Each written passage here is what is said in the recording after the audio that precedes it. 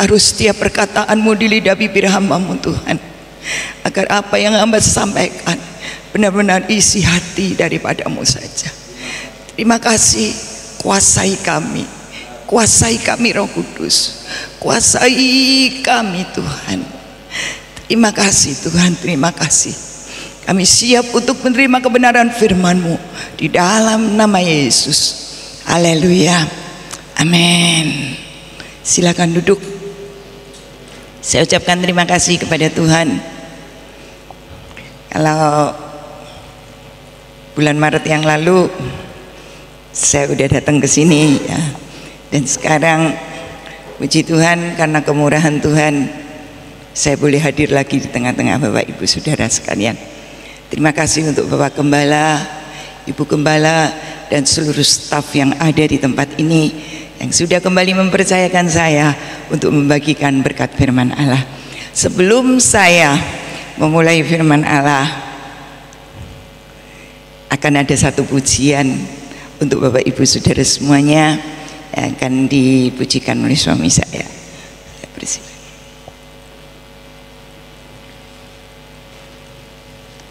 Shalom. Shalom. Satu anugerah Tuhan kalau pagi hari ini kita bersama-sama kembali. Bapak Ibu dikasih Tuhan, kalau kita berhasil, kalau kita sukses, di balik kita ada orang yang berdoa untuk kita. Amin. Siapa itu? Orang tua kita. Amin. Saya bisa seperti ini karena ada orang tua. Pak Kus bisa seperti itu karena ada orang tua, gitu Pak ya, yang menyupport, yang mendukung kita. Itu sebabnya jangan pernah dan di hidup kita kalau kita sukses, kita berhasil, kita ngomong itu karena aku, papa mama nggak pernah tahu apa-apa. Itu karena orang tua kita. Amin. Puji Tuhan. Saya akan pujikan satu pujian untuk mendasari kebenaran firman Tuhan.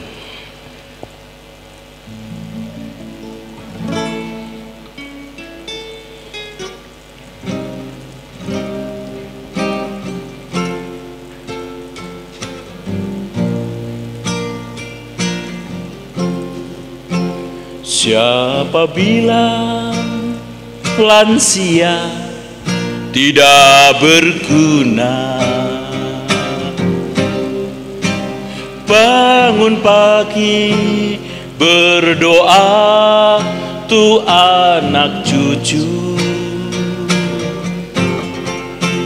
Siapa bilang lansia hanya hiasan?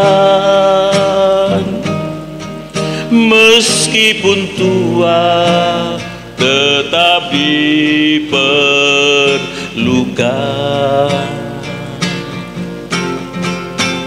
Banting tulang sudah sejak remaja.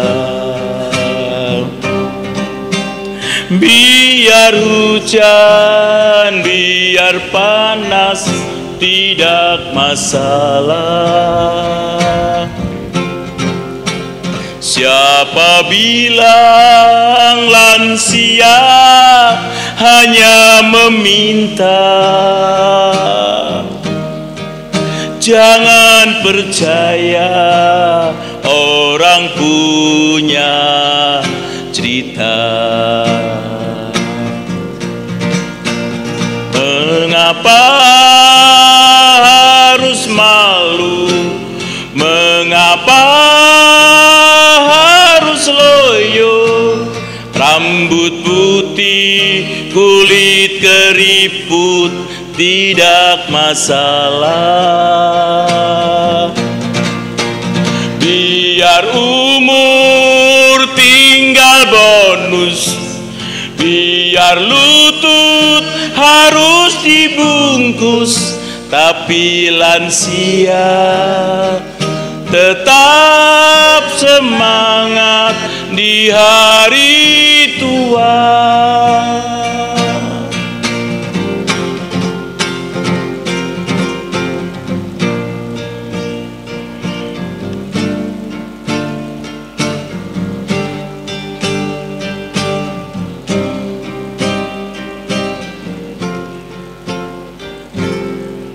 Siapa bilang lansia tidak berguna. Bangun pagi berdoa tu anak cucu. Siapa bilang lansia hanya hiasan? Meskipun tua tetap diperlukan.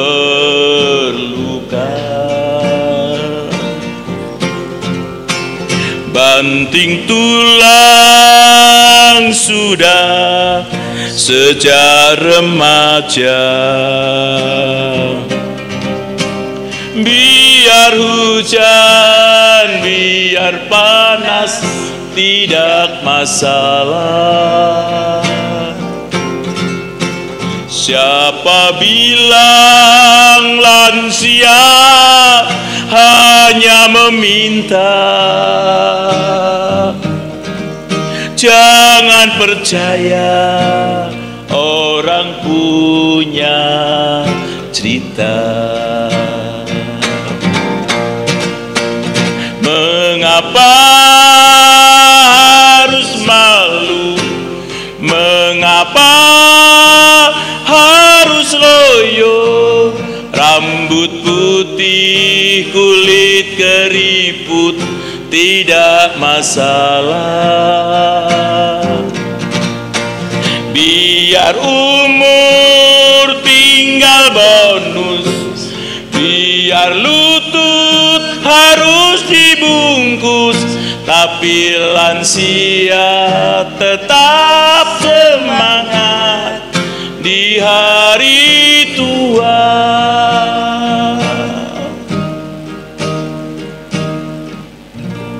Tuhan, mari kita yang masih muda hormati orang-orang yang sudah tua, tetap dibutuhkan. Amin. Puji Tuhan, walaupun pujiannya tentang lansia, tapi firman Tuhan pagi hari ini, siang hari ini untuk kita semua. Karena yang muda pun nanti bakalan tua. Bener? Gak terus muda, ya kan? Bakal tua juga. Oke. Yang tua sudah hilang, ganti yang muda jadi tua juga. Itulah sebabnya firman Tuhan siang hari ini bertema tetap berbuah sampai di hari tua. Bagaimana caranya supaya hidup kita ini tetap berguna sampai nanti di hari tua? Apa yang harus kita lakukan? Apa yang harus kita kerjakan selagi kita ada di dunia ini, menjalani kehidupan yang ada di dunia ini, supaya sampai hari tua kita tetap punya arti, kita tetap berharga. Bapak Ibu yang dikasihi Tuhan, ada banyak hal di dalam hidup ini. Banyak orang-orang tua yang merasakan, aku sudah tidak berguna lagi. Anak-anak sudah tidak perhatikan lagi. Dulu waktu kecil ditimang-timang, kerja keras untuk anak-anak, membesarkan anak-anak, mendidik dia dengan baik. Walaupun ada orang-orang tua yang tidak bertanggung jawab dengan anak-anaknya. Dalam kata lain, orang-orang tua yang membuat luka di hati anak-anaknya, membuat kecewa anak-anaknya. Tapi tetap, itulah sebabnya siang hari ini Tuhan ingin jemaat yang ada di tempat ini, jadilah orang tua yang berguna. Saya akan membacakan satu ayat di dalam Mazmur 92 ayat yang ke-15.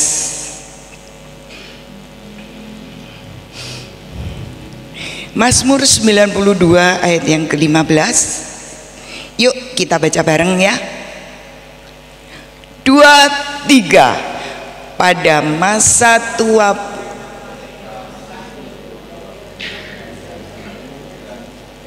ya, gak siap.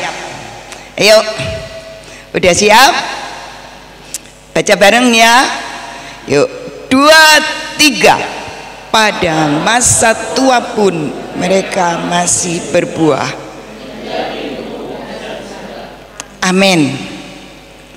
Sampai pada masa tua mereka masih tetap berbuah. Apa buahnya? Itu tergantung dari perjalanan hidup kita, dari kecil, dewasa, bahkan sampai tua. Beberapa waktu yang lalu, akhir bulan yang lalu, waktu liburan panjang, ada teman saya dari Surabaya yang, oh iya, saya sekarang tinggal di Nganjuk, Ibu, nggak di Surabaya. Ada teman saya yang berkunjung ke tempat saya, dan hari itu kita adakan doa kelepasan. Usianya udah di atas saya, tapi dari ucapannya seringkali keluhan yang keluar, bahkan sampai anaknya ngomong, kalau mama ngomongnya gitu terus, kapan anak-anaknya itu bisa maju? Tanpa kita sadari, orang-orang tua, perkataan kita itu membunuh. Perkataan kita itu menyakiti hati anak-anak kita, dan perkataan yang keluar dari lidah bibir kita itu adalah kata-kata yang negatif, bukan kata-kata berkat, tapi kutuk yang keluar untuk anak-anak kita. Dia sering ngomong, anakku ini tidak punya, anakku ini kasihan. Padahal nggak seperti itu keadaan anaknya. Kenapa dia seperti itu?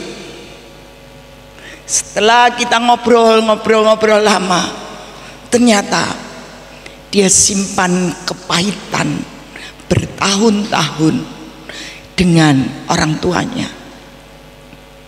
Dia punya kepahitan, akar pahit dengan orang tuanya yang dia simpan sampai di usia yang sudah lanjut, dan kepahitan itu yang membuat apa yang keluar pahit terus.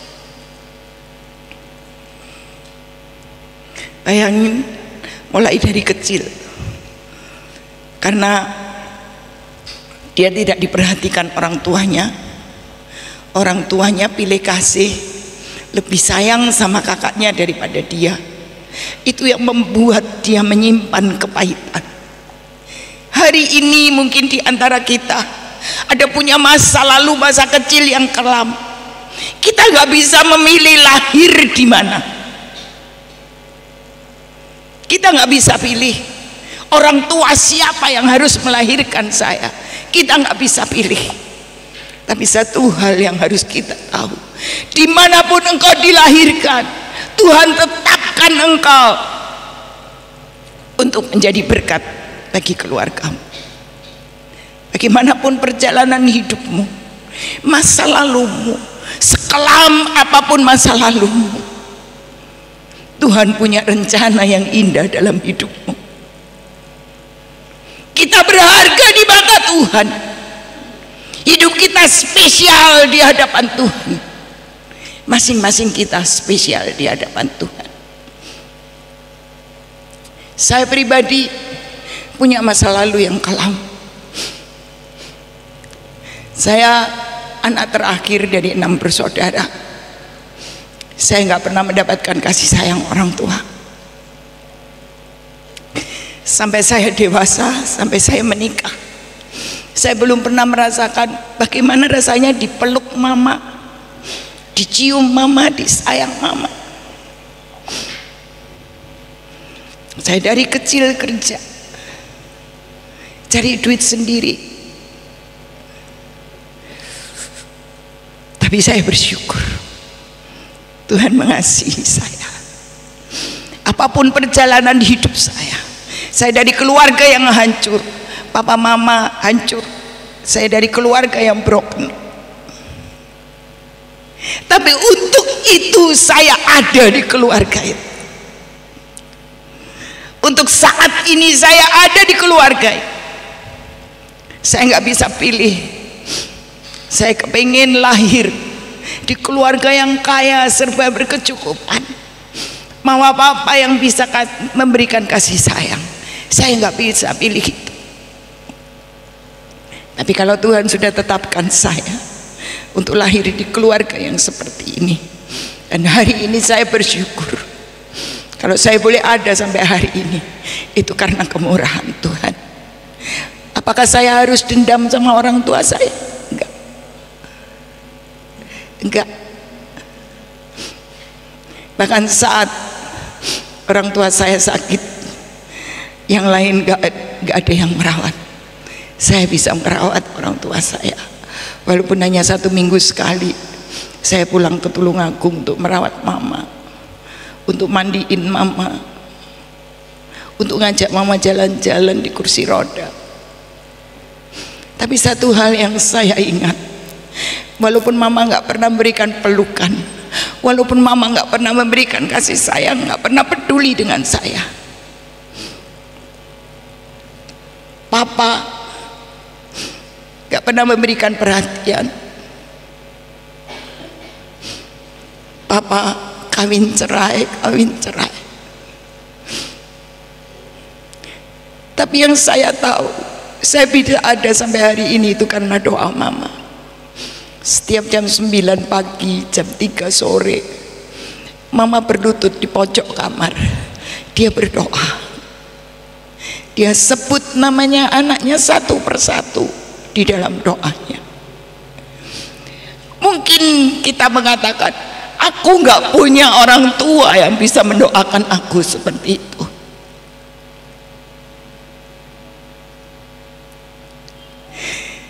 Tapi pasti ada seseorang yang berdoa untuk kita.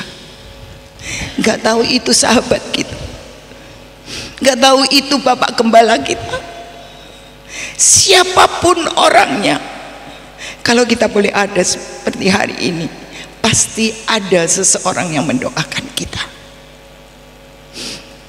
Bagaimanapun juga keadaan orang tua kita, sejahat apapun orang tua kita, firman Tuhan katakan, hormati orang tuamu.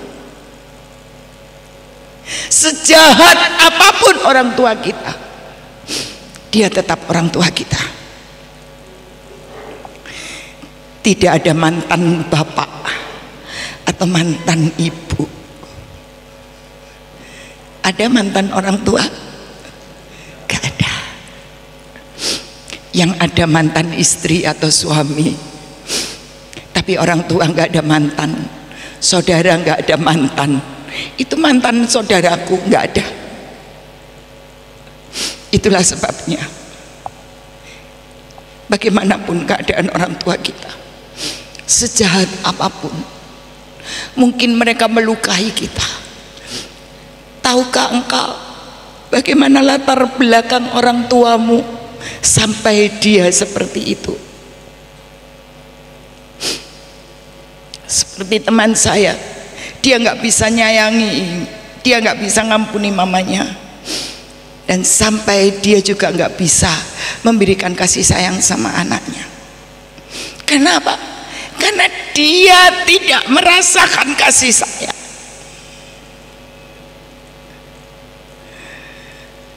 Dan dia berkumpul, berteman dengan orang-orang yang sama pahitnya. Orang-orang yang mengeluh tentang kepahitannya, orang-orang yang mengeluh tentang luka hatinya. Hari ini Tuhan mau kita sudah kenal firman Tuhan. Ini adalah kebenaran, dan kebenaran itu nyata. Firman ini bisa nyata dalam hidup kita. Ada banyak janji firman Tuhan di sini. Firman Tuhan katakan, siapa yang tertanam. Ya. Mereka yang ditanam di bait Tuhan akan bertunas di pelataran Allah kita. Orang yang ditanam di baitnya Tuhan, Mazmur 23 ayat 3, orang yang tertanam di tepi aliran air, dia akan tetap menghasilkan buahnya.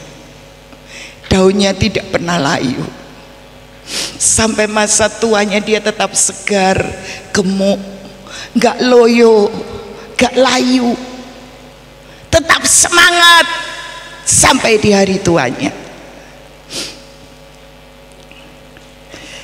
Orang yang tertanam, apa artinya tertanam? Tertanam, ditanam adalah orang-orang yang mau mati untuk dagingnya, yang mau mati untuk egonya. Kalau kita masih tetap mempertahankan ego kita. Ada satu peristiwa, salah seorang teman, dia lagi berantem, saya ngomong minta maaf nanti kan selesai. Enggak, aku enggak mau minta maaf. Berapa banyak kita itu sulit untuk memberikan pengampunan karena merasa apa? Wong aku gak salah kok aku suruh minta maaf. Aku gak salah.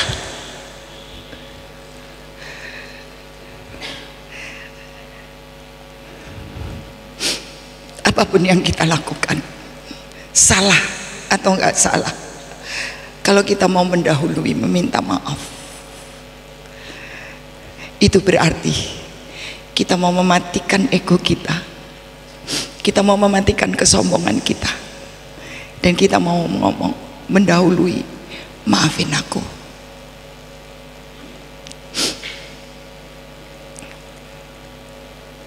Mungkin di antara kita sampai saat ini masih ada yang menyimpan kepahitan, masih ada yang menyimpan sakit hati, gak tahu itu sama siapa aja, mungkin sama teman, sama suami, istri, orang tua, dengan siapapun, atau mungkin dengan Bapak Gembala. Bapak Ibu yang dikasihi Tuhan, orang yang menyimpan kepahitan itu orangnya mudah tersinggung. Orang yang banyak kepahitan di dalam hatinya itu mudah tersinggung. Apa sedikit tersinggung, nanti ada orang yang ngomong asik dengan temannya, tiba-tiba matanya lihat gitu aja udah pasti ngerasani aku itu.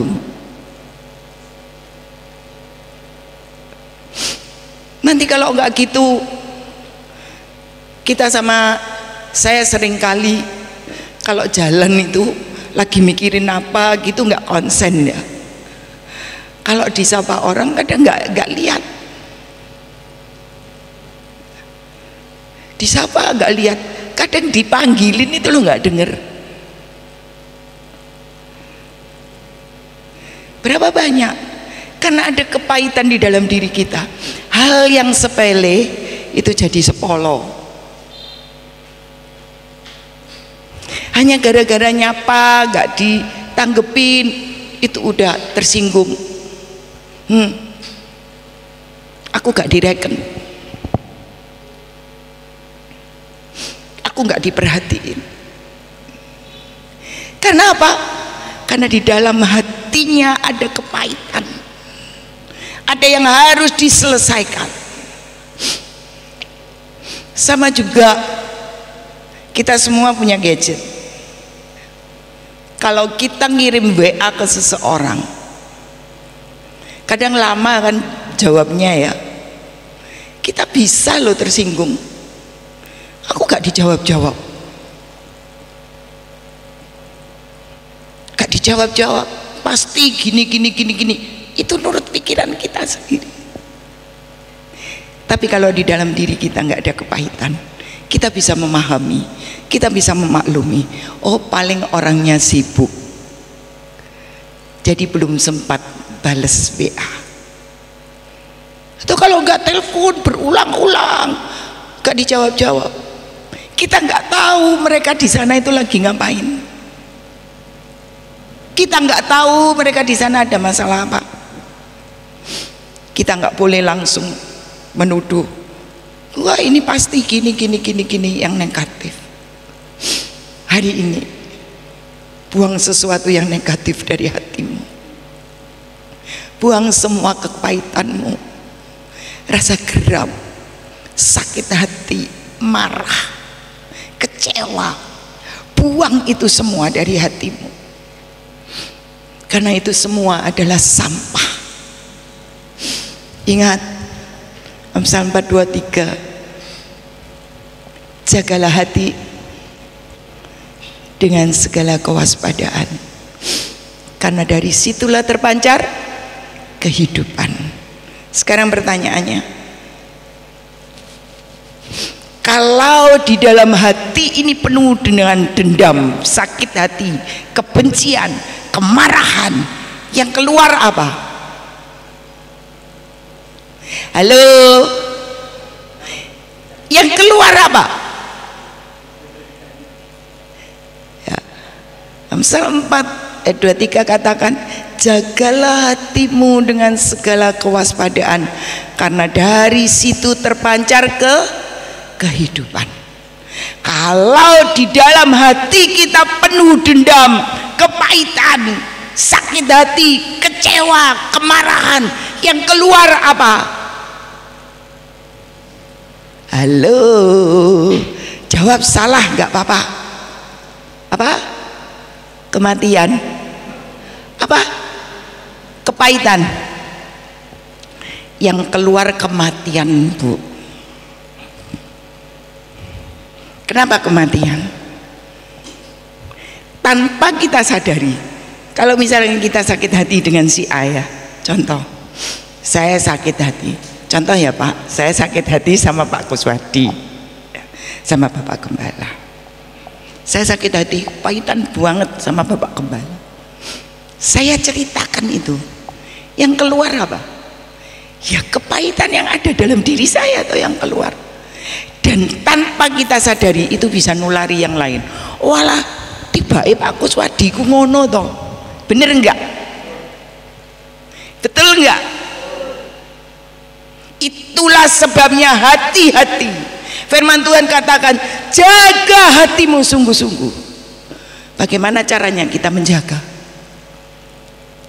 Gimana caranya? Memaafkan. Apalagi bagaimana caranya menjaga hati supaya nggak sakit hati? Gimana caranya? Halo, jawab apa salah gak didendo? Bicara harus hati-hati ya. Terus di hati-hati kadang keplecok ya Pak ya. Ayo, gimana caranya? Mengampuni. Terus ada yang lain? Bapak Ibu yang dikasihi Tuhan, kalau kita itu hidup dekat dengan Tuhan, dan setiap firman Tuhan yang kita terima itu masuk dalam hidup kita, dalam hati kita, dan kita hidup di dalam kebenaran firman Tuhan, kita hidup dekat dengan Tuhan, melekat dengan Tuhan, sering bersekutu dengan Tuhan, sering baca firman Tuhan, maka yang ada di dalam hati kita itu kebenaran firman Allah. Bapak Ibu yang dikasihi Tuhan, firman yang kita dengar itu jangan hanya menjadi pengetahuan, jangan cuma masuk di sini hanya jadi pengetahuan, tapi firman itu harus kita hidupi. Alami Tuhan di dalam hidupmu, alami Tuhan di dalam hidupmu. Jangan cuma tahu siapa Tuhan, tapi alami itu di dalam hidupmu. Bagaimana keajaiban Tuhan, dan taat melakukan firman Tuhan. Hidupku menggenapi firman-Mu. Terus hidupku menggenapi firman-Mu. Terus mujizat sertai tiap langkahku. Ngerti enggak artinya menggenapi firman Tuhan? Hidupku menggenapi firman-Mu.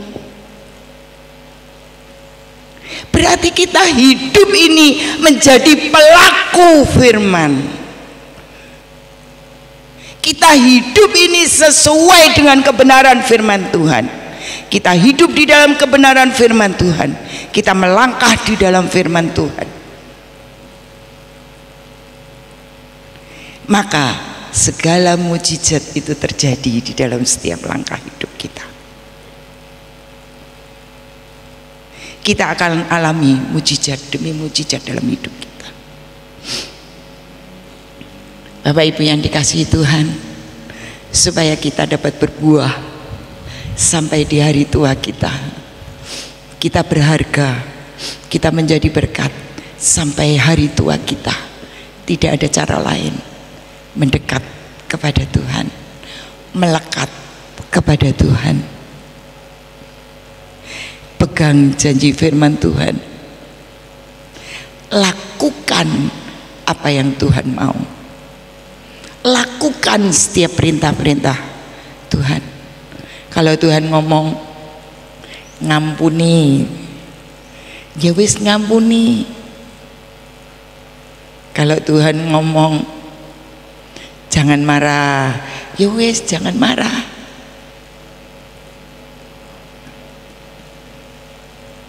Saya pernah menyimpan kemarahan, ya, jengkel banget.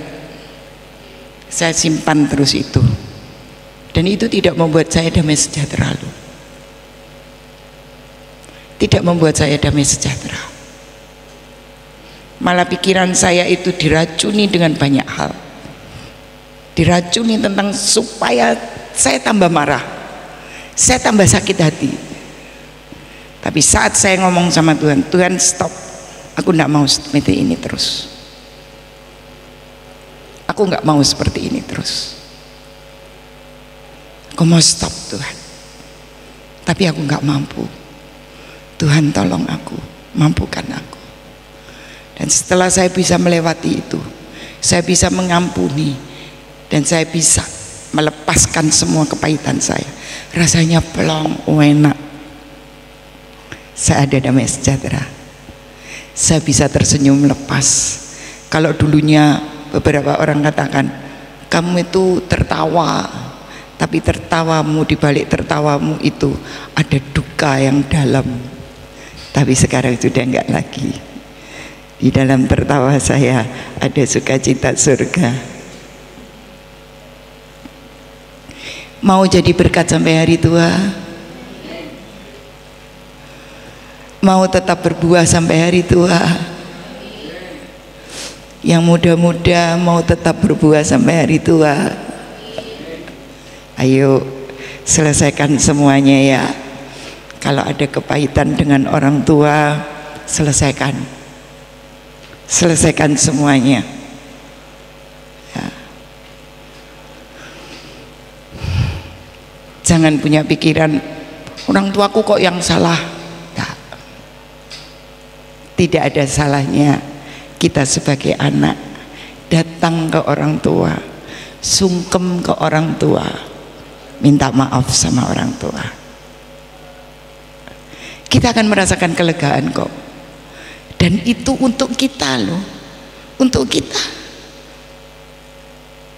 untuk kita itu semua.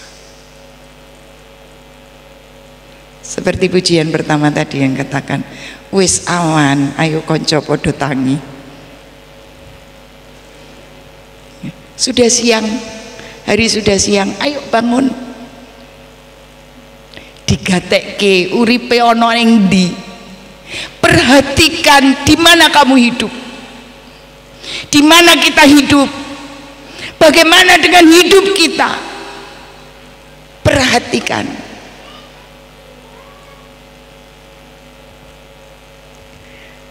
Ingat,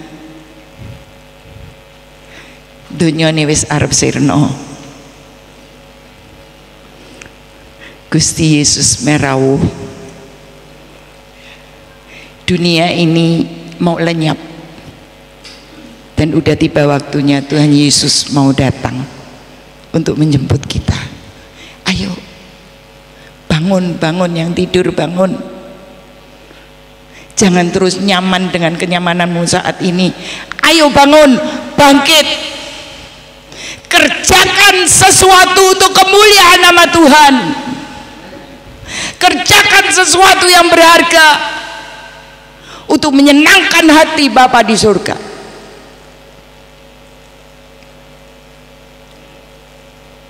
Biarlah kita hidup untuk memuaskan hati Bapa kita di surga. Apakah Bapak sudah puas dengan keadaan kita? Puas dengan kehidupan yang kita jalani? Ayo, jangan terus berada di zona nyaman yang semakin hari semakin membawa kita jauh dari Tuhan. Ayo kita bangkit, bangun, bangkit. Hidup kita berharga di mata Tuhan.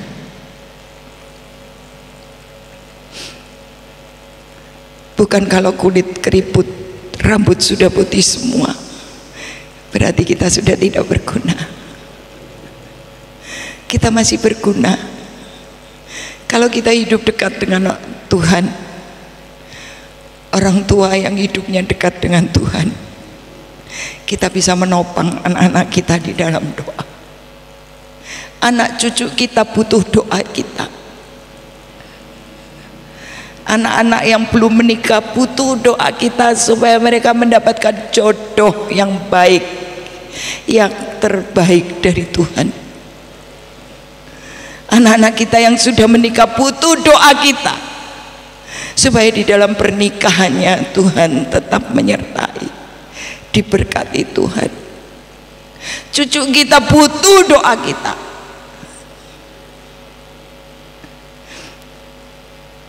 Dan sebenarnya di sini banyak orang-orang tua yang masih muda-muda. Perhatikan hidupmu, jangan sampai melukai hati anak-anakmu dengan perkataanmu ataupun dengan tindakanmu. Mereka titipan dari Tuhan, mereka anugerah yang Tuhan berikan. Hargai anugerah yang Tuhan berikan, jaga dengan baik. Bagaimana kita bisa mendidik anak dengan baik? Kalau orang tua hidup dekat dengan Tuhan, maka dia akan bisa mendidik anak-anak dengan baik. Ayo,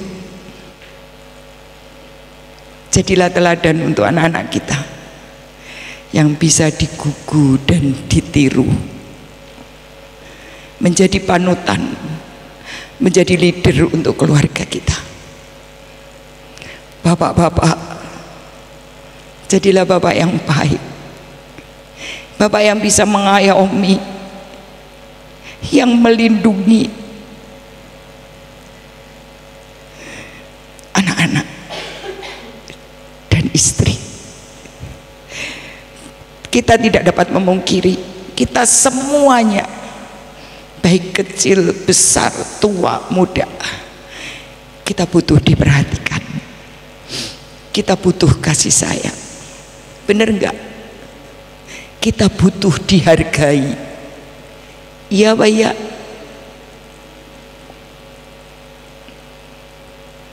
Ayo kita mulai saling menghargai, menghargai pasangan kita, menghargai orang tua kita.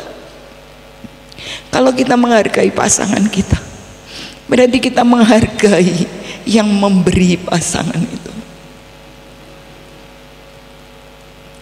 Hargai pemberian Tuhan. Kalau kita diberi anak-anak, hargai itu, jaga baik-baik, didik baik-baik sesuai kebenaran firman Tuhan.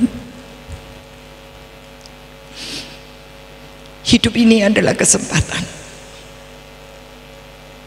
Mungkin saya pernah katakan di tempat ini, dan saat ini kembali saya katakan, bahwa suatu saat nanti kita semuanya akan menjadi hanya sebuah kenangan. Kapan itu gak tahu, tapi selagi masih ada kesempatan, ayo kita buat kenangan yang indah, kenangan yang berarti, kenangan yang berharga untuk orang-orang yang ada di sekitar kita. Supaya suatu saat nanti kalau kita sudah pulang ke rumah Bapa, kita sudah memberikan kenangan yang indah untuk semuanya. Kita sudah menjadi berkat bagi anak cucu kita, bagi teman-teman kita, bagi semua orang-orang yang ada di sekitar.